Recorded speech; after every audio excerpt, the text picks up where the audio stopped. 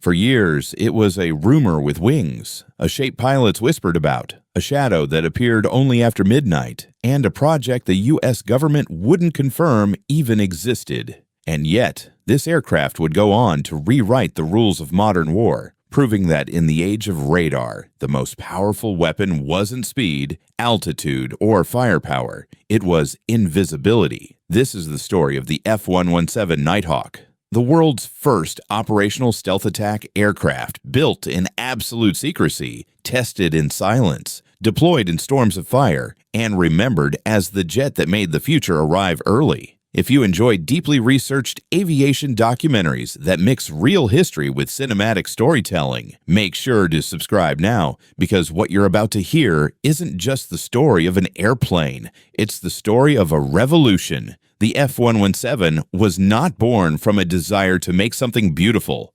It was born from fear, Cold War fear. In the 1970s, the United States faced a growing reality. Soviet radar networks and surface-to-air missile systems were becoming so dense, so advanced, and so layered that even the most capable aircraft could be detected, tracked, and destroyed long before reaching their targets. The era of simply flying faster or higher was fading. Air defenses had evolved into lethal bubbles of denial, zones where pilots entered at enormous risk, and where any deep strike mission required massive support packages, jammers, decoys, escorts, suppression aircraft, tanker chains, and luck.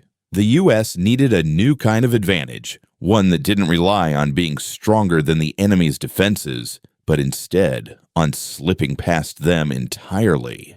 The question became brutally simple. What if an aircraft could fly into the most heavily defended airspace on Earth and never be seen? The science of stealth wasn't magic. It was mathematics and a counterintuitive truth about radar. Radar works by sending energy outward and listening for what bounces back. The smaller the reflection, the harder the detection. That reflection is measured as radar cross-section, or RCS, and it doesn't always match an object's size.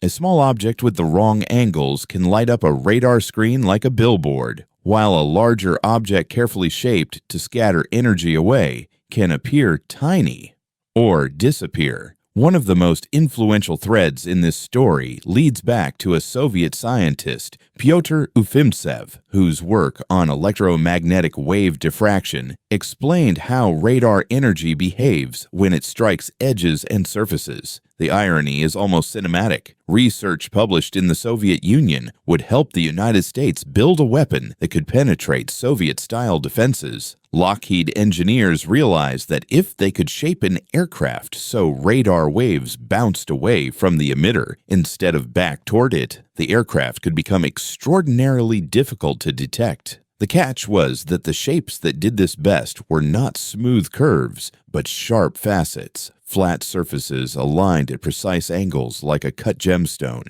And while the physics made sense, building a flyable aircraft around those rules was a nightmare. That nightmare was handed to the people most likely to solve it: Lockheed Skunk Works. Skunk Works had a reputation for building the impossible, fast, secret, and ahead of its time. The project began in an atmosphere where secrecy wasn't a preference, it was a survival mechanism. This was the kind of program where the fewer people who knew, the better, where schedules were separated from names, where hangars were guarded like vaults, where even the shape of the aircraft could not be photographed, discussed, or acknowledged. Early prototypes proved the concept. If you built a shape designed for stealth first, you could create a radar signature so small it could vanish into ground clutter, noise, and uncertainty. But there was a price. That geometry that defeated radar also defeated aerodynamics. A faceted aircraft is naturally unstable, and instability at high speed is a death sentence unless you can correct it instantly, hundreds of times per second. The F-117 would never have worked without fly-by-wire computers, constantly adjusting control surfaces to keep the aircraft from tumbling out of the sky. In a sense, the Nighthawk was less like a traditional fighter and more like a controlled falling object, kept stable by digital reflexes faster than any human could manage. When people look at the F-117 for the first time, they often ask the same question: why does it look like that? The answer is that it looks like radar mathematics. The Nighthawk was designed to be a stealth platform first, and everything else was forced to adapt. Its surfaces were arranged to deflect radar energy. Its weapons were carried internally to avoid external pylons and hardpoints that would reflect radar.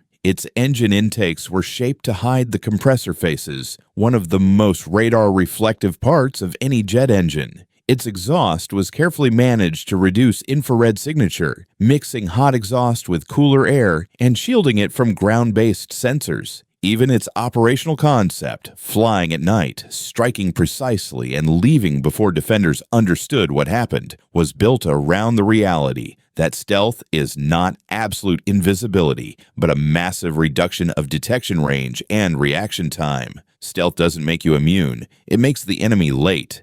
Late to detect, late to track, late to decide, and too late to survive. The F-117 first flew in 1981, but the world wouldn't learn about it for years. Imagine a weapon so advanced that it existed in parallel to history. Operational flying, training, improving. While newspapers, intelligence analysts, and even many military personnel were unaware. It operated out of remote desert locations under strict procedures, often at night, because secrecy was part of its protection. Pilots trained under unusual conditions, and the aircraft's very existence became a classified reality. This long secret phase wasn't just about hiding technology. It was about preserving a strategic advantage long enough to matter. Because once the world knew stealth was real, every major military power would begin chasing it, building counters and rewriting doctrine. The United States wanted to enjoy the shock of revelation at the moment it chose, not a moment forced upon it. That moment came in 1988 when the U.S. officially acknowledged the program. The silhouette alone stunned the public. It didn't resemble any fighter people had seen. It was angular, black, and looked like something designed to fly through science fiction rather than the atmosphere. But the real shock wasn't its shape. It was what it implied. If the United States had built an operational stealth aircraft and kept it secret for years, what else existed behind the curtain? For NATO allies and rival powers alike, the F-117 was a strategic message. It said that the rules were changing. It said radar could be outsmarted. And it said that any nation relying on dense air defense networks might be living in the past. The Nighthawk's combat debut arrived quickly, and it arrived with a purpose: precision. In 1989, during Operation Just Cause in Panama, the aircraft saw its first combat use. While the scale of that conflict was limited compared to what would follow, it was a real-world test, proof that stealth aircraft could operate under pressure and deliver weapons accurately in contested environments. But the true legend of the F-117 was forged in the fires of the Gulf War. In 1991, during Operation Desert Storm, the United States launched an air campaign that was as much about psychology as it was about destruction. Iraq's air defenses were considered formidable, layered with radar, missiles, and guns, designed to punish any aircraft attempting to strike strategic targets in Baghdad. In previous eras, penetrating a capital city defended like that would require enormous sacrifice. But the F-117 changed the equation. It flew deep strike missions directly into the heart of enemy airspace, targeting command centers, communications nodes, and strategic infrastructure. It did not rely on speed or heavy jamming. It relied on not being seen until it was too late. What made those missions so significant wasn't just that the aircraft hit targets. It was the way it did it. Precision-guided munitions were becoming more common, but the combination of stealth and precision created an entirely new form of warfare: surgical strikes against the enemy's brain rather than simply its body. The Nighthawk could be sent against the most protected targets, the ones that mattered most, and it could do so with far fewer supporting aircraft. That changed planning. It changed resource allocation. It changed the tempo of operations. and it changed what audiences around the world believed air power could do. The image of bombs punching through specific windows in Baghdad became iconic not because it was cinematic, but because it represented a new era where technology could reach through defenses like a ghost's hand. It's important, though, to understand what the F-117 was and what it wasn't.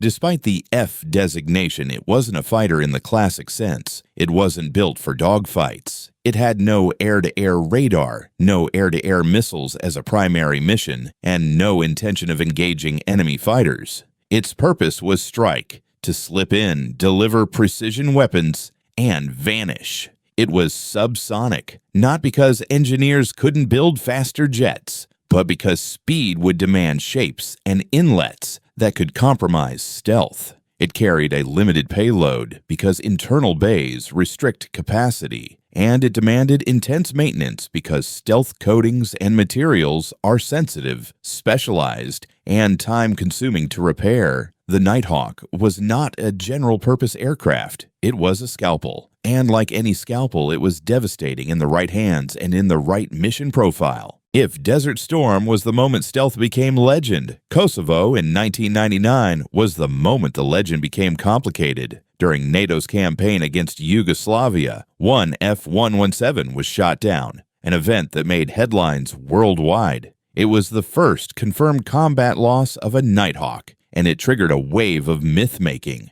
Some claimed stealth was defeated. Others claimed it was an accident of fate. The reality is more nuanced and more instructive. Stealth reduces detection range. It does not make detection impossible. Yugoslav air defenses adapted their tactics, using creative methods, short radar bursts, careful positioning, and an understanding of predictable flight routes. If an aircraft repeatedly uses similar corridors, timing, and patterns, defenders can stack probabilities in their favor. Kosovo taught a hard lesson. Stealth is a powerful advantage, but operational discipline matters. Technology can buy you time, but complacency can waste it.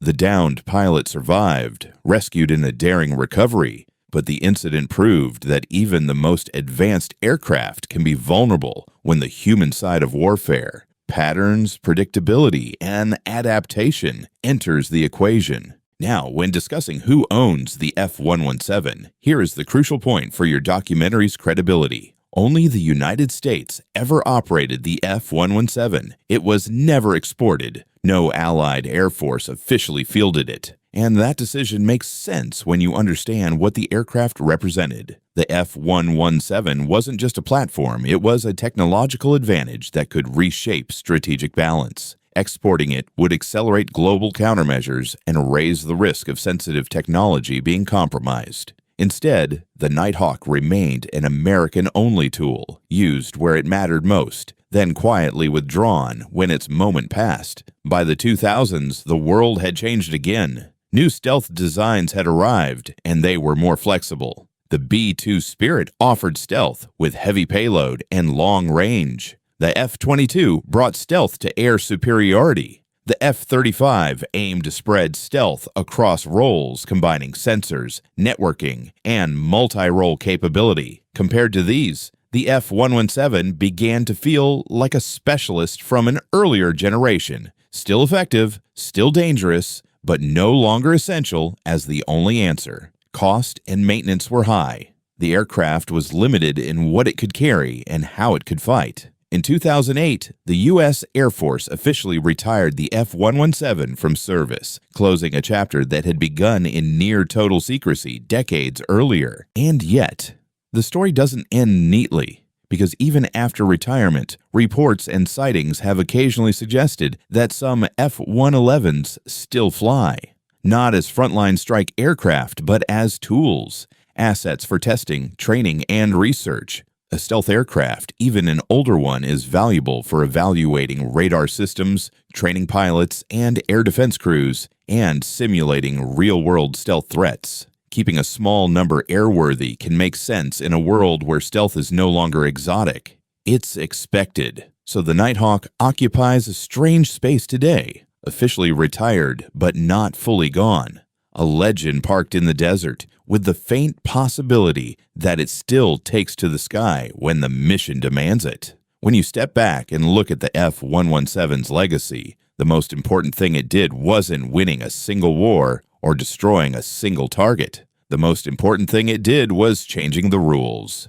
Before the F-117, advanced air defenses were a wall. After the F-117, that wall had a door, one that could open at night and close before anyone realized it was there. It proved stealth could be operational, not theoretical. It shifted design philosophy from raw performance to signature management. It helped usher in an era where information, sensors, and survivability became as decisive as speed and maneuverability. And it forced every major power to rethink what air dominance meant in the modern age. The F-117 Nighthawk was never meant to be admired for beauty, because beauty wasn't the point. It was meant to be unseen. But paradoxically, its impact made it unforgettable. It is remembered not as the fastest jet, not as the most heavily armed, and not as the most agile, but as the aircraft that made the impossible practical. The first operational stealth strike jet.